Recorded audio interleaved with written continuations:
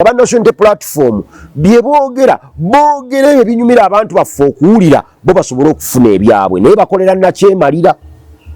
Waniriza nnyo olunaku olwaleero nkubuuzako nti wasiibye otya afunye okusomozebwa nkusaasidde ofiiridde olwaziza n'okusomozebwa okulala asatuka ku buwanguzi nkuyozaayoza nina mwami Sentamu Sewandagi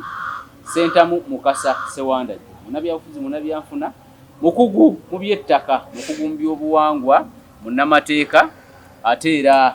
musomesa. Sentamu mbuuza abantu leero sitting arrangement ng'ogikyusiza kojja wange ndaba kati leero nkutunulidde wano bulungi nnyo kooti yino nayo utaddeko ne kooti kojja neetonda siyinza kugamba kwambala kisweta wali oyambadde kisweta ya kampani ne kampani nagisaba busabi ekukolereyo waakiri essuuti nti bonaabeeranga ng'ohostinga kanso obe ng'oli mu ssuuti kanso omusajja wa masuuti musajja wa mataayi naye lwali lwa sande bulapero bokulabako akaveera tukeeraliikirira anti nyinza okutya lwakuba olikojja wange sikutya nnyo bali abo ne baseba batwabeera abatuuliza na gye musinziira mbalamusizza abafunye ebirungi mu bulungi mbasanyukiddeko ate nammwe abafunye ebizibu ebitali bimu mbasaasidde waliwo n'abafunye ebizibu nga bali ku bunkenke embeera eri mu ggwanga ennaku zino tebasanyusa embeera ya bunkenke gavumenti yawambiddwa abantu gye baalonda kubanga kati anti CDF wabanga ate kati akola emirimu egyali badde gikolebwa ebitongole mulimu gw'omuduumizi w'amagye tugumanyi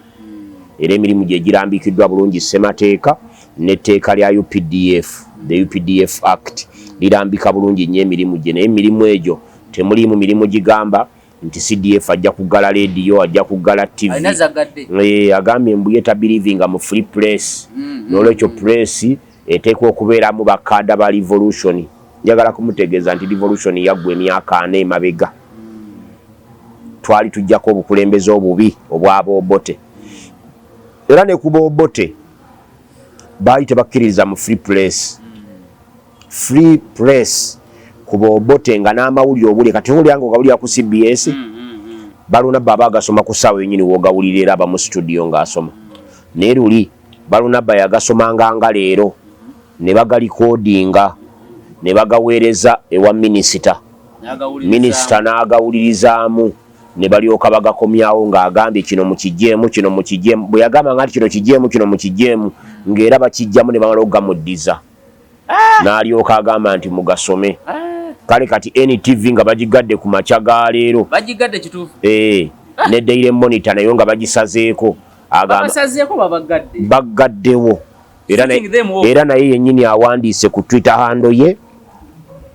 olabika tobitegeddeko jankambikuwe wano ava kuwandiika ku Twitter handle ye General Muhoozi Kainerugaba NTV and Monitor are being shut down from today. In Uganda, I do not believe in a free press. The press should be guided by cadres of the revolution.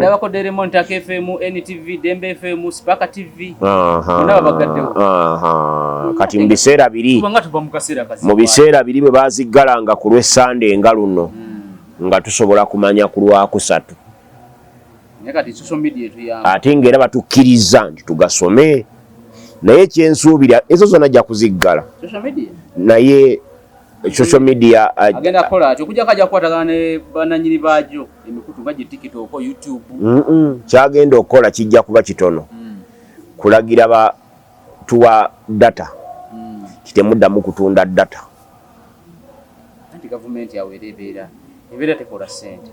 anti kati yetali kubya government kola sente naye yerabidde nti ennyingo ya ssemateeka ya 20 egamba the rights and the freedoms of the individual are inherent and not granted by the state. The freedom of the press dembe lyaffe lyabwe bange n'eddembe terituweebwa state asobola odisuspending ng'asobola oditujjako ng'akozesa amagye nga bw'akoze naye obuyinza obulitujjako tabukola ki tabulina naye nze ndi musanyufu n'ekikolwa kye ekyo kyatandise lwaki ndi musanyufu nakyo bw'aba alowooza nti Museveni bwe yali ajjako gavumenti y'Obote waaliwo press agende mu maaso n'okuziggyako obutabaawo press tetuteekwa kukola bimusanyusa kubanga ebintu Museveni betukoze bimunyiiza. Tewala oli omwana ng'atadde mu komenti awo n'agamba nti Nawanda gye tusanyusa okulaba. Ekyo Museveni ye yakimpita ngazze waffe. Nze nagamba nti ennaku z'omwezi 22 Juni luli. Nagamba CBS ewezezza emyaka ameka? Emyaka egya CBS. Nze CBS nali wano nga Peter Sematimba ayimiridde wali nga ggulawo CBS etandika okukola. Naye ffe baali batulese kubanga baali batuwulira ku Sita, baali batuwulira ku Sanyu, baali batuwulira ku radio ziri endala nga gye tuteeseza. Kitegeeza nti tumaze emyaka egitaka wansi wa 10 ameka nga twogera ebigambo nga tubyogera ku Museveni. Obote n'Amini abaatulemesa okuboogerako ebigambo obukulembeze bwabwe bwali butono nnyo. So kaakati General Muhoozi agende mu maaso. Nze bibinsanyusa nnyo, mbadde wano bulijjo nga nkugamba nti Muhoozi ne Kyagulanyi bombi tekuliko asaana kubeera president. Tebalina qualities bafuula. Article number 29 mu Ssemateeka, protection of freedom of conscience, expression, movement, religion, assembly and association. Every person have the right to freedom of speech and expression, which shall include of the press and the other media. Other media and the social media. The press kati bw'oba ozzizaayo omusango bwekuba kwogera okitegeera eyo bwekuba kwogera, that is libel. Defamation biwandiike. Kati bw'oba ozzizaayo omusango waliwo era amateeka agagamba nti Sewanda gye bw'wabadde ku MS Media ebigambo bino bwe wayogedde walebudde CDF mu tteeka lino naliri CDF talebulwa n'olwe era DPP n'awandiika akabaluwa ke bulungi ne bampita ne bansamoninga okugenda okukuwoza n'enguwoza baleeta obujulizi obunnuma nenfuna ekibonerezo bwe nguwangula ne babivaako. Kati bino bino balwana nabyo olaba balwana n'omusango gwa Kizza Besigye kubanga tebalina bujulizi busobola kusiba Besigye, wabula bafuba okulaba nga bajjawo buli muntu yenna yaliwolereza Besigye basobola okusiba Besigye. Talirina omulimu gw'okuggala radio ne TV gwa UCC sigwa CDF. Kati bino byakola atulaga maanyi nesi yasoose okuba n'amaanyi. This constitution is the supreme law of Uganda, yes, and shall have binding force on all authorities and persons throughout Uganda. Tosoma authorities zoka on all persons and authorities throughout Uganda. Abantu bonna n'obuyinza bwonna mu Uganda Ssemateeka ye bulinako. If any other law or any custom is inconsistent with any of the provisions of this constitution, it shall be null and void. The constitution shall prevail and that other law or custom shall, to the extent of inconsistency, be null and void. Kitegeeza kati genda ku defense of the constitution akatundu akokuna n'akokutaano. Okay, defense of the constitution. It is prohibited for any person or group of persons to take or retain control of the government of Uganda except in accordance with the provisions of this constitution. It is prohibited to take a control of the government of Uganda. Kino kyakola kati taking a control of the government of Uganda ng'akozesa maanyi ekitakirizibwa kubanga ye waliwo ekito senga kuba kuggala okwemulugunya kwa Muhoozi abadde akutwala mu UCC nga mwalina owandiika UCC netunula mu kwemulugunya kwa Muhoozi ne bamonita kye bakoze ne content wabano neeragira baggalibwewo era yo monitor ni TV kyovola bantu byonna babina babicontrolling emirongo tijabalina babicontrollingira nti UCC enyiga bunyizibwe eti ne kujjako ogwo mulimu sigwa CDF. Bwogenda mu nnyingo eya Ssemateeka 2012-2013 emukuzo eyogera ku maje omirimu gy'amaje girambikiddwa awo. Era omulimu gwa CDF gutegereka gumanyiddwa, temulimu bino byatuwandikira ku Twitter. Bino byagamba nti Bamatemba ajja kubakwata abayise n'aba idiots Aina nawe yawandiise n'agamba nti agenda kuwolera eggwanga eryabo bonna abamutokyalinga. Naye nze bwe ntunula mu byafaayo bya Muhoozi, kuba nze mugoberera sijjukira lunaku lwe bamutokyalinga. Kuba nkakasa ne Kabojja gye yasomera nga bakyakuba embooko. Teriyo muyizi, teri yamukubaako mbooko. Si wokka ne mu magye. Wadde nga mu magye bakuba embooko nga mu training. Nkakasa gye yatandikira obwerodiumu ekaazi eri. Naye kansokenda be monitor byewandiise wadala kituufu babagaddewo. Omanyi okuggalawo n'okubasalako nga muli under siege byanjawulo n'okubeera closed. Anti keberawo. Naye nze kyempa amagezi gavumenti ya wano. Ereka amawulire gayite mu mikutu emituufu mwe galina okuyita. Singa amawulire banagaziza oyita mu mikutu emituufu ne gayita mu radio katwe. Twalina radio ka. Fe twalina radio zona galinga mazi. Radio zona gavumenti byazi. Gabanga gakuyita wano. Nozibawo gajja kuba ekisenge ekyo gayite. Andi fe twalina radio yaffe bagiyitanga radio katwe. Era twajjanga mututula mu Mastenseni ne bagamba nti agafulumidde ku radio katwe. Naye abasajja banoonya radio katwe ne babula. Tokiraba. Ne radio katwe yalinganga etegeeza nti agali mu mutwe gwange. Ke katwe kano balinga boogerako. Era nga mu radio katwe tugafulumiza. Naye mu dakiika 5 ng'agabadde Masaka nga gali maganjo. Nabagategedde dda. Kakati ono agamba mutakkiriza mu free press. Ebyo bibye ye nga ye. Era tumulowooza tusaba Muhoozi alindeko bw'anaaba afuuse president.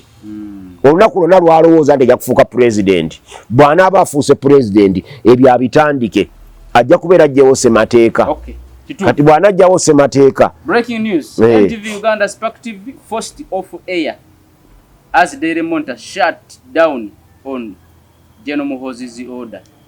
Daily Monitor yebiwandise kati awon kakasizza. Naye bwe yasoose okuwandika kumacha. Ulira kali forced off air bawaliriziddwa okuva ku mpewo. Kati ebyo byonna bitambule nga bwe tubirowooza naye ffe tulina kye tumanyi nti General Muhoozi nakugamba nti Muhoozi bw'ali batudde mu ntebe eno Uganda egenda kulukuta musaayi n'amaziga. Abantu bajja kugwera mu makomera, abantu bajja kufa, abantu bajja kusibwa. Ebyo ebintu bya Museveni byasinga bya Muhoozi byalowoolerezaamu. Naye ekizibu kyava ku Museveni eyamutuuma erinnya erya Muhoozi the Avenger. Kati ya avenjinga n'ebitaliiwo kuba kati akugambye nti abo bonna abamutokyalinga nga muto bagenda kumutegeera naye simanyi wani yamutokyalinga. Democracy dies in darkness. Tannafa leero lwokka democracy yafuulidde abantu baffe ng'abantu tebawulira. Era ndabye wano Kabanda yasoose okuwandiika tweet ng'ayogera ku gundi eyakaabye. Ojjukira yabadde Lwomushana yakaabidde ku NBS. Lwomushana yennyini yakaabidde ku NBS. Amaziga gennyini agajjulujulu abadde akaabira ebyo byennyini gundi ono bye yakoze. Muhoozi byakoze. Kati oli bye byabadde bimukaabiza bwe bimukaabiza Kabanda n'agamba yabadde Odonga Oto yakaabiddeyo. Even NBS should be closed. They stage managed Oto to cry in their studios. Agati awa ina 58 views. Kwe yabadde June. Amanya. Ebyo yabiwandiika mu June. Emitwalo 5 abalabye akantu kaako. NBS yabo. Bajja kugiggala nayo. Naye bwe banaaba bagiggadde ffe tujja kuba basanyufu. Ate mbamba basanyufu. Kubanga ekituuse ku NTV Daily Monitor Spark baani. Omanyi nze lwaki njagala babaggalewo. Kubanga bwoggale NTV kitegeeza buli omu omukwata. Kiringa nogaa nti Buganda ogenda gisaanyawo. Kitegeeza obufuzi obwensikira n'obulala. Andi wuliriza kyenjagala. Omanyi lwaki nze nkisanyukira. Waliwo n'abatulinda. Nja kuteekako MS Media ndabe Sewanda gy'akyogerako kyekyo. Aziifu Sewanda gye gwe baatomuda okukyogerako. Aziifu Sewanda gye yali imoto. Aziifu Sewanda gye yetakubwa. Naye nga ne Sewanda gy'akola ki? Kati bw'anaabanga talina wala waasobola biwuliriza ajja kumanya nti buga yeggayi. Olwo ajja kuzuukuka. Nze ndaba wano nasabirako abantu ba Buganda. Ne mbasabira ekitta bantu mu Buganda. Ku milioni 8 kufeeko 5 tusigaze milioni ezi tujja kuba tuzeemu amagezi.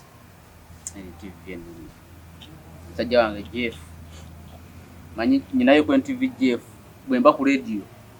ku machakera gitegeera message naziweereza naye kyekiruze ku NTV kitegeeza nti buli mukutu gusobola okugalibwa kati waliwo abagamba tugala sigala mu competition feka amawulire gaffe kusembadde tebagalaba bulungi okitegeera ani anaagalaba nze ina amawulire gesikyalaba ne bwaba tewali kati yogamba nti abakazi bwe baggwa mu nsi nga tebaliiwo nga nnoonyezike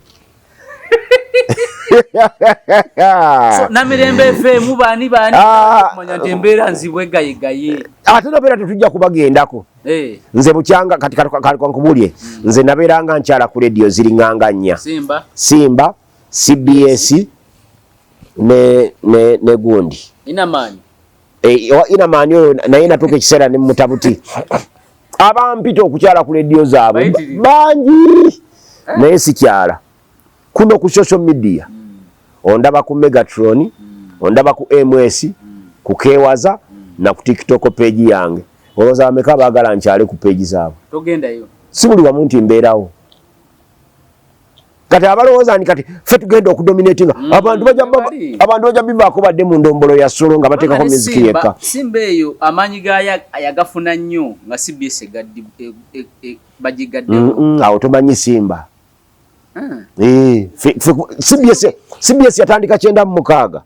Simba 98 98 ntandika Simba nga nabo balina alternative nga bwongedde mu bwongezi bulingolingo CBS kebadde kola bwetiibwa ne bakateekamu obulala ne tubeera ne competition eyo nga tukigamba nti ffe tuyitimuke nze ate wewunye nga ndi wa CBS ndi wa Buganda nnyo ate erinnya nalikolera ku Simba gye nagenda mu ngule ngendo mbeerayo ku byabufuzi sikuliranga ku CBS nze nakuwuliranga ku Simba era abasinga obungi bampulira mu ngule ya Simba kate nga ku CBS nabeeranga ku pulogulaamu za byabufuzi ng'ate ku Simba mbeera mu byabuwangwa era ku CBS pulogulaamu ezo ze zimu zaaliyo naye saazeetabaamu sajjako mu ntanda ya Buganda sajjako mu ki wabula nabeeranga kiro bagitanga mu mpoma y'ebitabo mu mbozi mu empoma y'olulimi Oluganda ne mu mbozi z'ebitabo nga tusoma bitabo mu pulogulaamu ez'ekiro katwejjukanye ng'ezo zembaamu za byabufuzi ne tuzibeera musoba n'abasanyuka balowooza mbu bwe banaggala wala tugenda kugenda ewaabwe baswadde naye gavumenti ya Uganda erina okumanya erina erekawo emikutu gy'amawulire gifulumye erina okuleka space amawulire geetaayi aggalewo ogambye nti amazzi woggalawo we gabadde gayita gakuba ekisenge ge mawulire kati waliwo ekisenge kiri n'olwekyo naggalewo tuyambube okumenya ekisenge kiri kubanga ne amu bwe yazimba ku mwala amazzi go kakanya mugamba wali badondekerawo space n'agaana kasita gajja go gawaganya ne gafunako we gayita ate kijaba kyabulabe nnyo amawulire okuyita mu mikutu egitali regulated by government ekyo kijja okusinga okuba ekirungi ate gyo giba more effective kuba jjo gireeta amawulire nga bwe gakola ki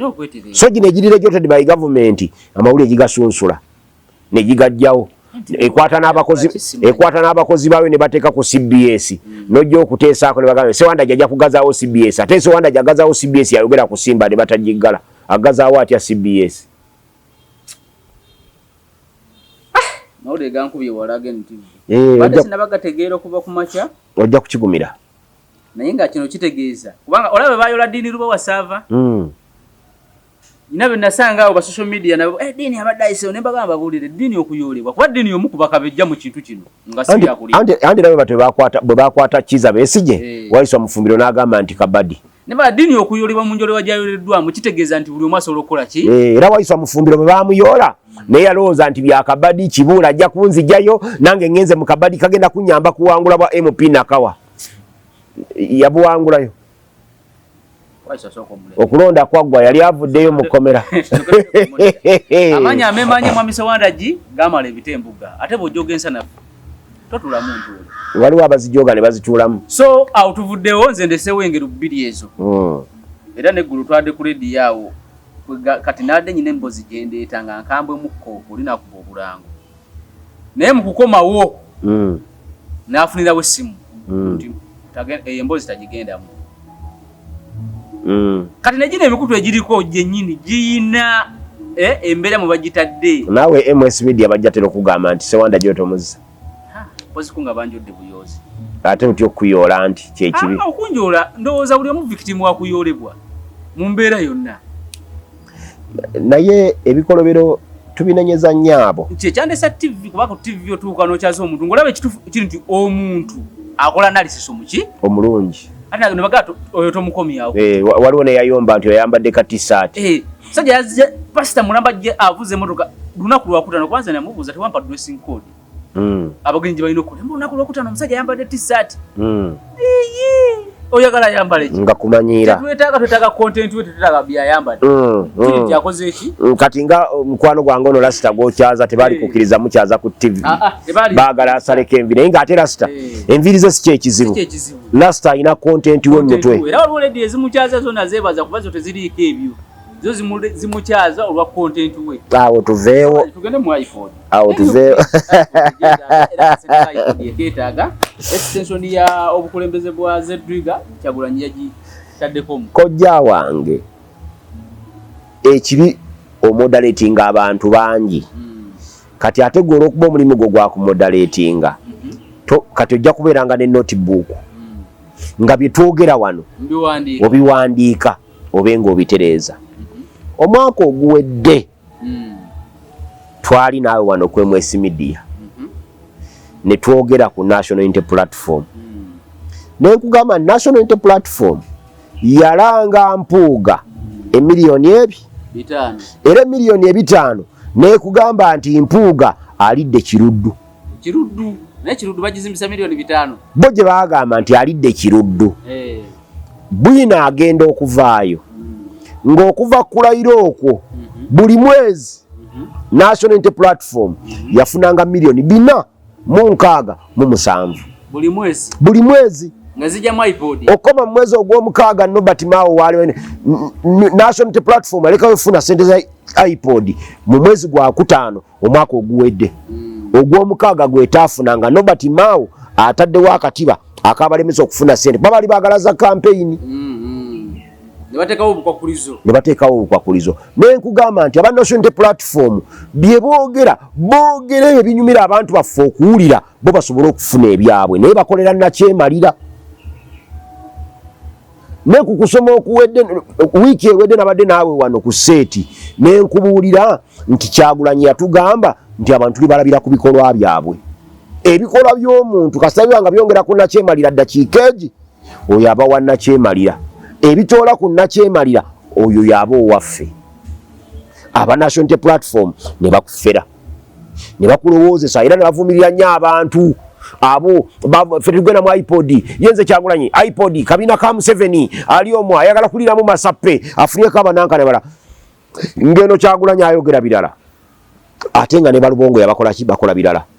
era ne bajja ne beewaana n'okwewaana ffe nga National Unity Platform twakajja n'ensente abantu ze batuwadde tuzimbye Kamwokya tuzimbye Ekavule tuzimbye Iganga tuzimbye n'egindi liba teriri busa ze bali bagamba liba teriri busa Mao bw'abakwata n'abanyiga bw'ati ekitooliro Lubongo yabwe yavaayo n'agamba nti ffe sente zaffe accountability twagikola bulungi ekitebe ky'Ekavule twakigula ku sente ezo ekitebe ky'Iganga twakigula ku sente ezo n'ekitebe ky'Embalala twakigula ku sente ezo emiliyoni 467 nga bazifuna buli mwezi bakoma mwezi gwa 5 omwaka oguwedde bazifuna okuva 2021 nga bakayingira mu kifo ekyo lopu we tuli olwaleero bw'okoba bajeti ye buli lunaku emiliyoni zigenda mu 10 kubanga ziri 9,995 that is easy budget buli lunaku easy office budget mu office ya lopu government sente zemuwa zigenda mu miliyoni kubulako emitwalo egi okuwera emiliyoni 10 buli luki lunaku si buli mwaka buli lunaku si buli mwezi naye ne bakugumaalizaawo nenzija wali nenkugamba wajja wano bagamba nasooka negamba Kyagulanyi mu ddiru gyalimu tasobola kudda wano nga Museveni tanda bakulayira nojja nomugamba nti Kyagulanyi bagambye agenda kudda kati era agambye akomawo essaawa yona gukulaya tekunabaawo nenkugamba ki okyakijjukira wangamba tasobola nakugamba nti bw'olaba akomyewo waliwo obwetaavu obwazze Museveni nga tannalayira ayagala endorsement ya summit Kyagulanyi mu summit yasindiseyo Zedriga Museveni n'agaana nga tayagala Zedriga nga Museveni ayagala Kyagulanyi bwatyo Kyagulanyi n'ayagala akole ki akomewo ono yagadde TV n'agamba tajja kudda ye yagadde TV kati otalo lwalina ayagala okutunula mu kiraalo nga temulimu nte yonna gye bayinza mugeraageranyako kati alina otalo ne bano baagala onaddaaba endoosinge ate onaagamba nti oli bwadda ndyako so Sale ayingiramu bino njagala kubizza emabega mbikubuulire Muhoozi Kyagulanyi ngadduka nga yeekweka Muhoozi yali anonya Kyagulanyi si government Jeno Salimu Sale n'akweka bino nabikugamba obimanyi era n'okuva mu Uganda agende ebweru nakubuulira nti atolosa Muhoozi atolosa Kyagulanyi mu Uganda yali omu ku babiri Museveni oba Sale kuba Muhoozi yali tasobola kutolosa Kyagulanyi ye ng'amwagala ensonga ze era bw'osoma ku kisenge kya Muhoozi ye tayagalanga ku Kyagulanyi nga bulamu era yamugamba n'omugamba nti taata wange senga si taata wange gwe senga nakusalako dda omutwe ye ayagala Kabobi nga Kabobi mufu amuyita Kabobi nga mufu ye bw'amwagala kati oyo summit bagyetaaga order ya Museveni betaaga endorsement okwendosinga Museveni agamba nti Kyagulanyi yateeka okubaawo tebampeereza Zedriga ono omwana agamba nti oyo kadda wano musazeeko omutwe kati munange anti akasolo akateeyanira kaleega omutego oli ye n'asigala yeeri nenkugamba nti kakati bw'onoomulaba wano ojja kumulaba negotiations Jeno Salimu Sale yaziyingiramu n'anegotiatinga ne Muhoozi akakkane Kyagulanyi akomewo Muhoozi n'alema ne basigalayo kati kyovudde olaba Kyagulanyi abadde ne bagamba nti akomawo amangu ddala ng'okulayira kukoze eki kuwedde ono n'ayongezaamu jjiya yensonga lwaki olabira ekisanja kya Zedriga bakyongezaayo kubanga principal yali amanyi nti wano ajja kuba akoze eki ng'okulayira kukoze eki kuwedde ajja kuba akomyewo naye negotiation ziffe ze tuuli eyo mu mpulubujju obuzibu bukyali ku Muhoozi buli kintu kyonna kyakola ayagala kutuula mu ntebe ya pulezidenti lwampaka anti ffe tulina bwe tugamba omuwala singa eddenzi likusinga amaanyi ne weebuuza ebibuuzo byonna nga buli kye weebuuza kigamba nedda yogera nalyo mu mpolampola okkirize waakiri onyumirwe nga likusobyako ate lireke kuddamu ejjinga nnyo nakutta liyinza n'okuwaayo ku ssente kati bannayuganda gye tubatwala nkulu bw'anaamala okutuula mu ntebe amaanyi gano g'akozesa gajja kukendeera bwe ganaakendeera Katonda ayinza otutaasiza wali awalala awaddako bino ebintu byetaaga kusaba busabi Katonda osabe sala Katonda tewabudde Museveni ng'ayogera ku birthday ya Janet Kataha Museveni nti kasitaani kaagenda ne kabayisaamu eggaali ewaabwe nga kaagala kutwala mukyala we naye akubye ku matu naye ng'omwana nomani tumuhimbise ya breaking news wano nti omukyala ali bubi nnyo ya breaking news omukyala ali bubi nnyo storage yamukwasa oli musajja we nomani alira ku nsiko oyinza omulabako omusajja wa Katonda gye yeekwese lwakubulekinga news ezo nti ebintu embeera mbi ewaka naye ebintu bya Katonda kati ku myaka 78 yagikuba ku front page ningamba bano besize eki wa myaka 78 omukulu wa kina yagamba wa 82 naye jjukira Janet yabadde asinga amaanyi awo era ensi eno ebadde efugwa abantu aba ebadde efugwa Museveni ayita mu kalulu nefugwa Salimu Sale afugira Namunkekeera nefugwa maama n'omutabani akulembera amagye abaana baffe n'abazzukulu baffe balituuka ne babasomako mu byafaayo Besigye bino yabyogerako mu 2025 sole nagirabye mu Daily Monitor eyagiwandiika mu Julaayi naye bwe yabyogerera abantu bamunenya ne bagamba nti alimba era ffe twabagamba ate ffe mu kiseera ekyo twali mu Life Popular Resistance ne Muwanga Kivumbi ng'abantu bagamba nti Museveni gy'atutwala atwala kufuga nsi eno paka lwalifa ne bagamba nti abo balimba eno Uganda tefusi maka ga Museveni Katonda tali ku ludda lwe era kati baba byogera bino bye boogera bino bijja bakalira ku matama nga Museveni nga Muhoozi atudde awo mu ntebe ng'agirimu awo lwampaka nga kwata buli kiramu nga buli amwogerako yenna nga buli ayogera yafa era batugume bensaasidde buli ayogera gwe basiba Kigume tajja kutuuka kulaba Muhoozi nga president tugume kubanga amaanyi gayogeza amaanyi olaba banoonyeza Matembe mukazi omukadde ne bamuga kati addukalira ku nsiko ago amaanyi Tugume gayogeza ago tajja kulaba ku Muhoozi nga president aleke ffe katwogere mpola mpola twagala tule waita Muhoozi nga president naye ffe tusaba ssaala Katonda waffe ateme kuba awatali kkubo ajja kulitema Katonda w'abayinike Katonda wa bonna ajja kutusaasira ekiseera buke amawulire gafulume nga tuyinza gakkiriza nabadde nawe wano nga tokkiriza nti Sserwooza yafudde ye Sserwooza na Katonda bakukkiriza nange bwe nali nalaba maama wange ku Lwokuna ngenda okukya ku makya ng'omwana ankubira ekimu nimbuuza ndi kiki otamidde oba okubidde ani nengo erina okuzirika nenzirika Katonda ateme kuba watali kkubo ajja tutemere kkubo wakati awo mu kiseera ekizibu ennyo nga kapuuso kafunzizza bwoti labo kalinawe tekanaba na kutabuka kamanyi buli kimu kiwedde labo olinya ku kikuta ky'eryenvu n'oserera n'ogwa ekigo navaawo nga Muhoozi atunywezezza nga bw'akola kati ajja kulinnya ku kikuta ky'eryenvu totya eyo embeera tugyetaaga etuukewo abantu baddemu amagezi abantu bategere ekyo tuteekwa okukola tuzze twogera naba national platform tubabuulira nti kulyata eribbira tekubeera muwanguzi ne mbabuulira nti wetuba tulwana ffena tulina kulwanira omuntu ogu bali abatulwanyisa bonna batumanyi ffe batulabanga opposition naye obeera Ssekikubo ng'olimu NRM bwe baba balwana naawe amaanyi ge bakubisa Ssekikubo ge bakubisa Bobi Wine ge bakubisa Besigye Waiswa Mufumbiro n'agamba nti oyo Besigye kati anoonya kambaaka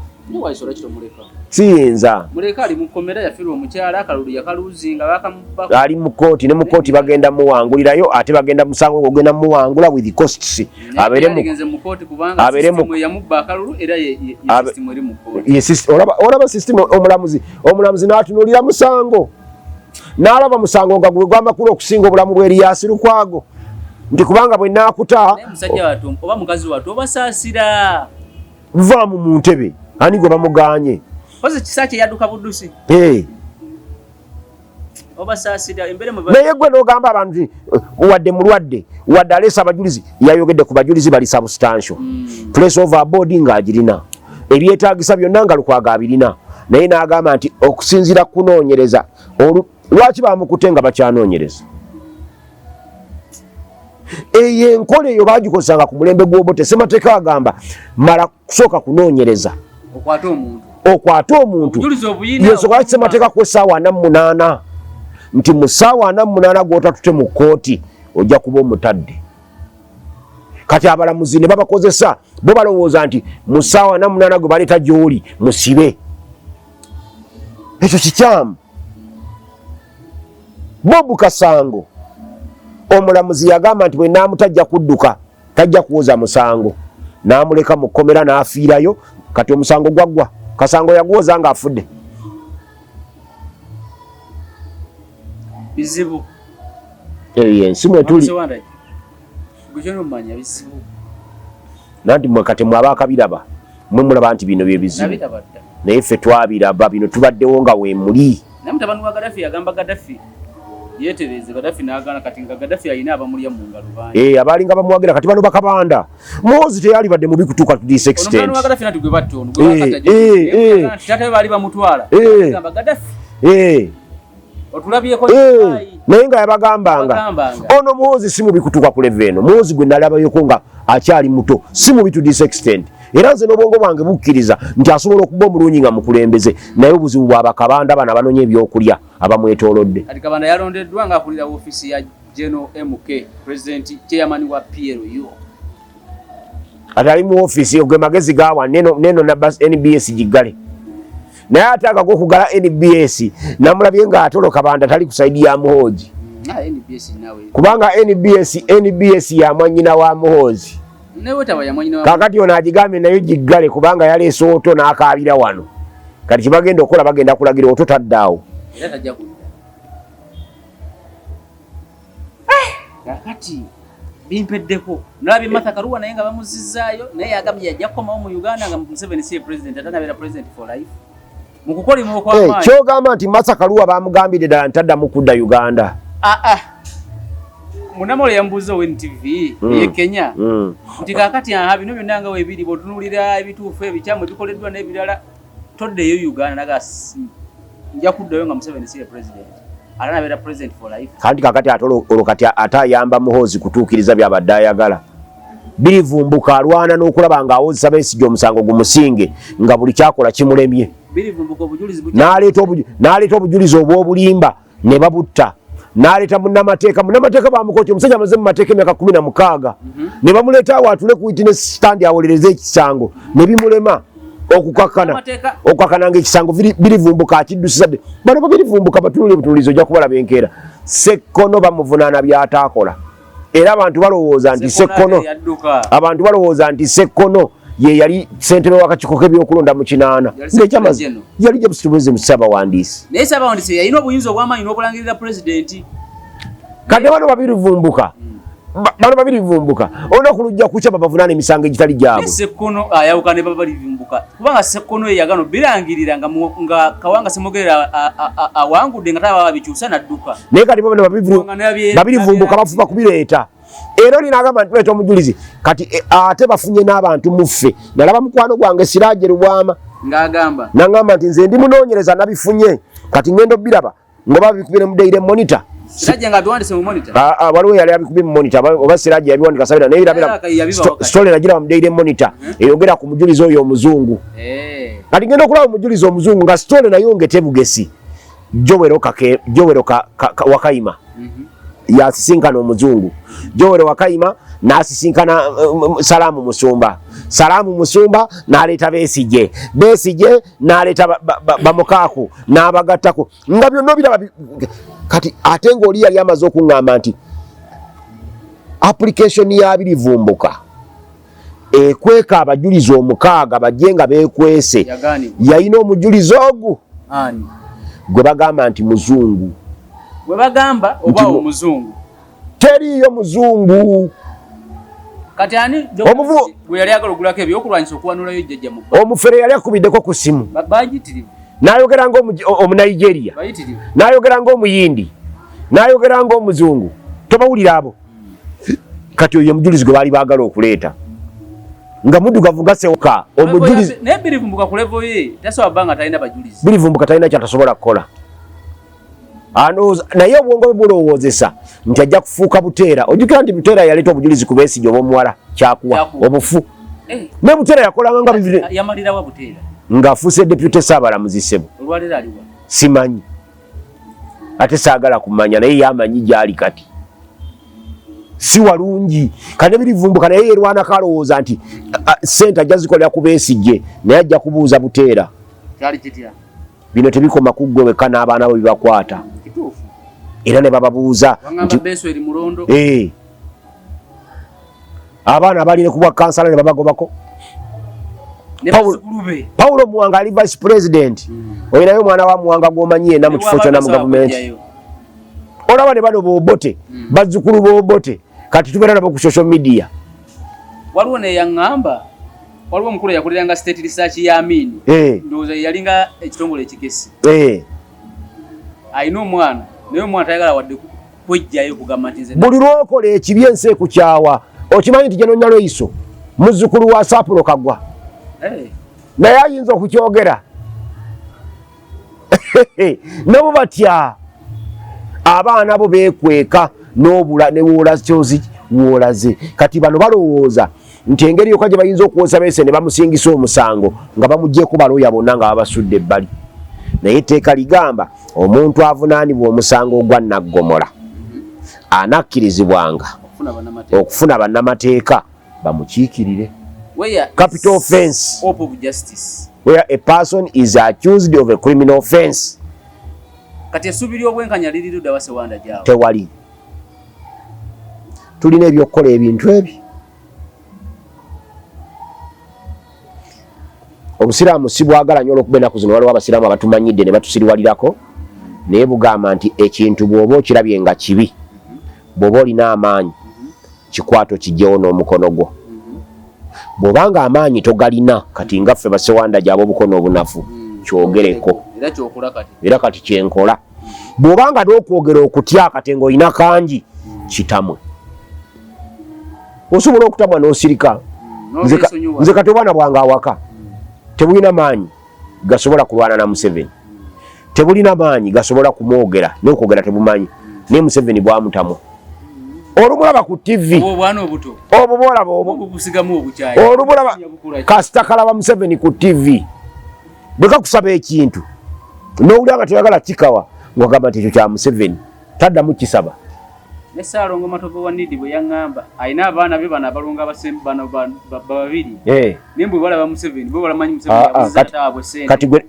lwe tunaagenda okulaba oli Juliet ogenda nako emitwalo 5 mu nsawo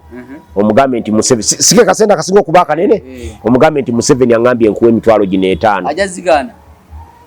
gwegenda okakasa kyokka ekyo kale wonna wabadde osinzira okubeera nga nabano tujja kubatamwa sentamu sewanda naye embeera si nnungi singa twafa dda singa twali mu mulembe gwa Muhoozi singa twafa dda naye nze Museveni musabira ekintu eki ekifo ekyamukwata ku maaso okulowooza entebe kimute azibuka amaaso atunula ebiseera bya Uganda eby'omu maaso bijja muyamba okukoma ku Muhoozi naye gwali eyo nkusaba sabira ggwanga lino saba Katonda omwegayirire nti omugugu gwatutisse munene gutuyinza obuzito atukyusizeemu kale tugenda koma wano olwayo tujja tandikira wanakolala kuume